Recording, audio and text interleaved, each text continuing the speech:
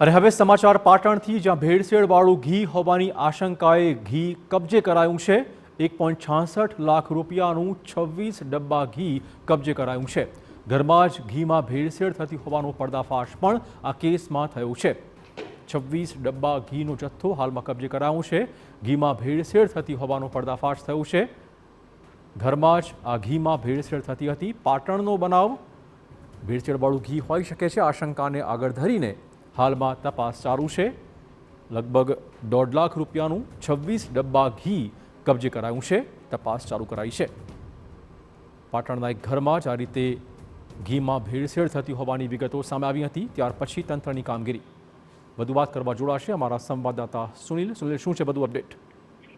ચોક્કસ કહી શકાય તો પાટણમાં ફરી એકવાર શંકાસ્પદ ઘીનો જથ્થો ઝડપાયો છે। ખાસ કરીને આ કામગીરીની જો વાત કરવામાં આવે તો જે એસઓજીની જે બાતમી હતી ને બાતમી આધારે એસઓજીની ટીમે જે એક સોસાયટી હતી, સોસાયટીના ઘર પર દરોડા પાડ્યા હતા અને તે દરમિયાન કહી શકાય તો ઘરમાં જ ઘી બનાવવાનો જે શંકાસ્પદ ઘી બનાવવાનો જે પર્દાફાશ થયો છે એસઓજીની ટીમે કર્યો છે।